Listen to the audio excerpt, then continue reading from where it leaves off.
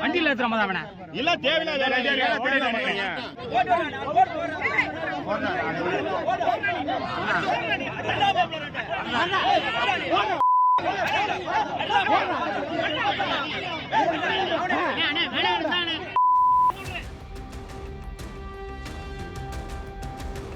திண்டுக்கல் மாவட்டம் வேடச்சந்தூர் பேருந்து நிலையத்தில் இருந்து அரசு புறநகர் பேருந்து ஒன்று ஒட்டன்சத்திரத்தை நோக்கி சென்று கொண்டிருந்தது.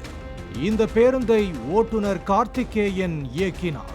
பேருந்துக்கு முன்பாக வழிவிடாமல் சென்ற இருசக்கர வாகனங்களை விலகி போகச் செய்வதற்காக ஓட்டுநர் கார்த்திகேயன் ஹாரன் அடித்ததால் ஆவேசமடைந்த இருசக்கர வாகன ஓட்டிகள் சேனன்கோட்டை பேருந்து நிறுத்தத்தில் பேருந்தை மறித்து தகராறு செய்து ஓட்டுநர் கார்த்திகேயனை அடித்து உதைத்ததாக கூறப்படுகிறது.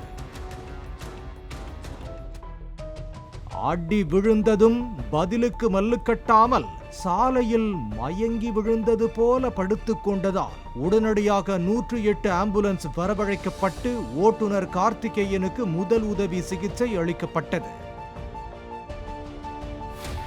பின்னர் ஓட்டுநரை சிகிச்சைக்காக வேடச்சந்தூர் அரசு மருத்துவமனைக்கு அனுப்பி வைத்தனர். அந்த பேருந்து பயணிகள் நடுவழியில் தவித்து நின்றனர். இதையடுத்து ஆவேசமடைந்த பயணிகள் பொதுமக்கள் ஓட்டுநரை தாக்கிய 4 பேரை பிடித்து தர்ம அடி கொடுத்தனர்.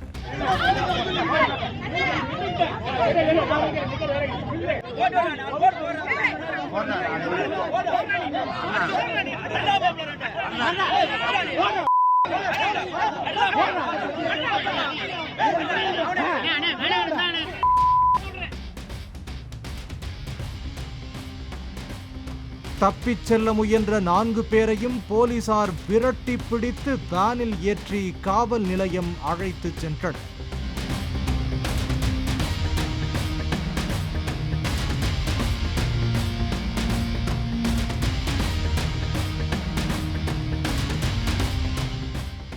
வேடச்சந்தூர் போலீசார் அவர்களிடம் விசாரணை நடத்தியதில் அவர்கள் காளனம்பட்டியைச் சேர்ந்த மாரிமுத்து, பூத்தாம்பட்டியைச் சேர்ந்த சீனிவாசன், மாரியம்மாள், சந்தோஷ் என்பது தெரிய வந்தது. போலீசார் அவர்களிடம் விசாரணை நடத்தி வருகின்றனர்.